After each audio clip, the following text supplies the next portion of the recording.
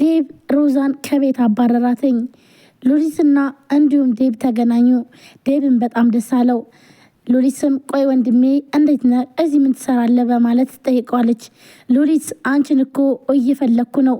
አሁኑኑ ወደ ቤትሽ መመለስ አለብሽ። ቆይ ግን ለምንድን ነው እንደዚህ የጠፋሽው? ይላታል። ወንድሜ ግን አሁን ግን ወደ አንተ መመለስ አልፈልግም። ምክንያቱም ደግሞ ይሄ ደግነትህ ትዳርክን እያሳጣህ ስለሆነ እናም የእናንተ ትዳር እንዲፈርስ አልፈልግም። ስለዚህ በፍጹም አልሄድም ብላም ትለዋለች። ዴብም እዩልሽ አንቺን ቤተሰቦች ጋር ወስጄ ማድረስ አለብኝ። እናም ግዴታ አለቅሽም ትሄጃለሽ ይላታል። እንዲሁም ሉሊት በቃ አሁን ላይ ስራም እየሰራው ስለሆነ ወንድሜ እባክን ተወኝ ትላለች። ዴብም ሉሊትን ለመፈለግ በጣም ብዙ ጊዜ ፈጅቶበት ነበረ።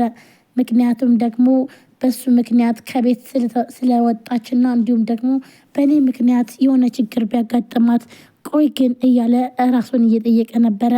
እናም በአጋጣሚ ሆኖ ሲያገኛት ግን በጣም ደስ ብሎትኝ ወደ ቤት መመለስ ነበር የፈለገው።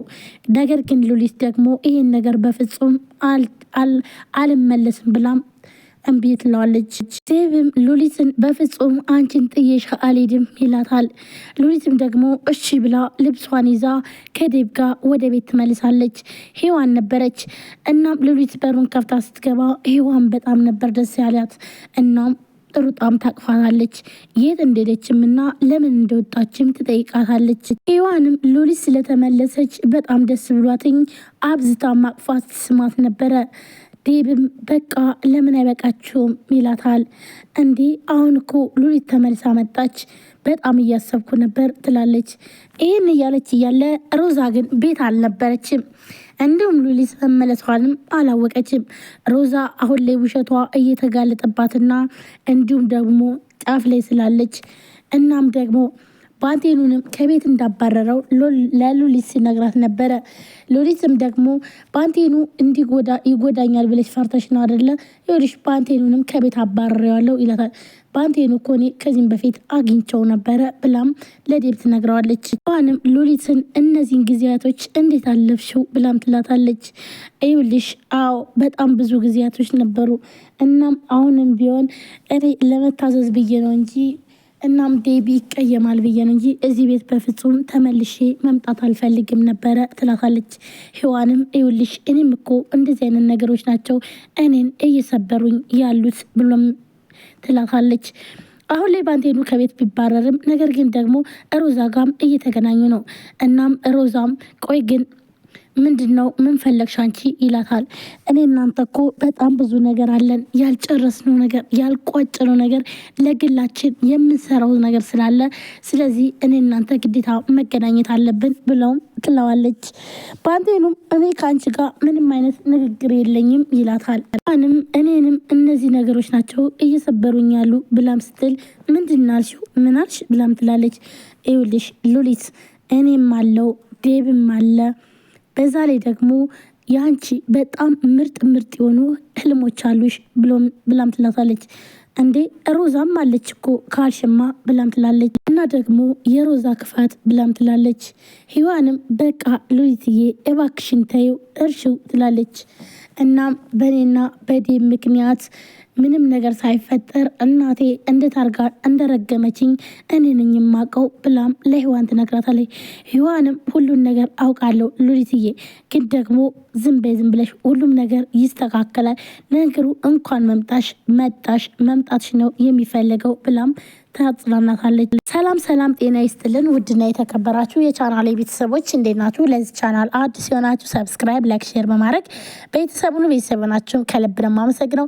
ውድ ቤተሰቦች ዛሬም እንግዲህ ትንሿ ሙሽራ ቀጣይ ክፍል ይዤላችሁ መጥቻለሁ።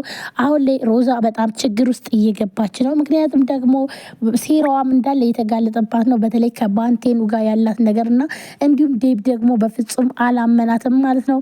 ለሆነ ሁሉ ካሁን በኋላ ሮዛ አንቺን አላምንሽም በማለት እንዲሁም ሉሊትን ከቤት በማባረሯና እንዲሁም ደግሞ ከሉሊት ጋር ምንም አይነት ግንኙነት ሳይኖረው ትዳሬን ማማገጠችብኝ ብላም እናቷ ጋር ደውላ ነገር ግን ደግሞ እንድታጣላቸውና ከዛም በኋላ ውጭ እንድትወጣና ችግር ይግጠማት አይግጠማት ብሎ እያሰበ ያለው እንግዲህ ዴቭ አሁን ላይ ግዴታ ሉሊትን ፈልጌ ማግኘት አለብኝ እናም ካልሆነም ለቤተሰቦቿ ማስረከብ አለብኝ ብሎ ወስኖ ዴቭ ወጥቶ ሲፈልጋት አጋጣሚ ሆኖ እንግዲህ ያገኛታል ማለት ነው። ሉሊትን በጣም ትደነግጣለች። ወንድሜ ብላ ትለዋለች ሉሊትዬ ብሎ እሱም እቅፍ ያደርጋትና ነይ አሁን ወደ ቤት እንሂድ ይላታል። ሉሊትም በፍጹም ወደ ቤት አልሄድም ወንድሜ በቃ ተወኝ ብላም ትላለች። አሁንማ አልለቅሽም። እንዴት ነው የምለቅሽ? በቃ እኔ አስቀይሜሻለሁ የሮዛን ወሬ ይዤ ሮዛ በውሸቷ በጣም ብዙ ነገር ስትነግረኝ እኔ ደግሞ እንዴት ቆይ ይፈጠራል ብዬ ተናድጄ የማይናገር ነገር ተናግሬ እንኳን ይቅርታ እንኳን ብለሽ ወይም ደግሞ ላስረዳሽ እንኳን አልቻልኩም ነበር። ከቤትም አባርሬሻለሁ። ስለዚህ እባክሽን ይቅርታ አድርግልኝና አብረን እንሂድ ይላታል። እንደዚህ ሲላተኝ ሉሊትም ግራ ትጋባለች። እናም በቃ እሺ ብላ ተስማምታ ልብሷን ይዛም ትመጣለች። እናም ሔዋን ነበረች። ሔዋንም በመጣች ሰዓት ስታገኛትኝ እንቅ አድርጋት ስማትና በጣም ስለመጣች ደስ እንዳላትኝ ትነግራታለች። ሉሊትም አሁን ላይ ምንም እንኳን ሮዛ በጣም ብዙ ነገር ብትበድላትም ሮዛንም ግን ደግሞ መጥላት አልቻለችም። ነገር ግን ተንኮሏና ምቀኝነቷ እኔን አንድ ነገር ሳትነግረኝ በውሸቷ እኮ ለማየ በነገረቻት ነገር ከዴቭ ጋር እኮ እማዬ በጣም ረግማኛለች ብላም ትላለች። ንም አውቃለሁ በእሷ ምክንያት በጣም ብዙ ነገር እንደሆንሽ በጣም ብዙ ችግር እንደደረሰብሽ፣ ነገር ግን ደግሞ አሁን በቅርብ ሁሉም ነገር ይስተካከላል። ሁሉም ራሱ የራሱን የእጁን ዋጋውን ያገኛል ብላም ትላታለች። እኔ ግን እኮ ምንም አይነት ስህተት እንዳለብኝ እኮ አላወቅኩም፣ ወይም ደግሞ አውቃለሁ ምንም አይነት ስህተት እንደሌለብኝ። ነገር ግን ደግሞ ሁሉን ነገር እየቻልኩኝና አይቼ እንዳላየው ሳስመስል ኑር ያለው ብላ ትላታለች። ምክንያቱም ደግሞ የሮዛ ሴራ በጣም ስላስጠላትኝ እና ወደ ቤት በመመለሷም ደስተኛ አይደለችም። ግን ደግሞ እዚህ ጋር ለዴቭ ብላ የከፈለችው ዋጋ ነው። ሮዛ እኮ ብልህ ብትሆን እኮ የኛ ዝምታ ያስተምራት ነበረ። ነገር ግን በየቀኑ ተንኮሏንና ውሸቷን ትጨምራለች ብላም ሉሊት በጣም ምርር ብላ ለሔዋን ትነግራታለች። ሔዋንም አይዞሽ በቃ ይውልሽ አሁን ሁሉም ነገር በጊዜው ይስተካከላል።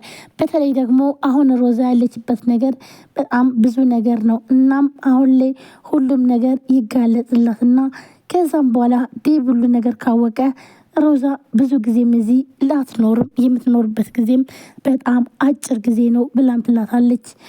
ሮዛ አሁን ላይ ባንቴኑን አግኝታ እኔ እናንተ ያልጨረስናቸው በጣም ብዙ ነገሮች አሉን ትላለች።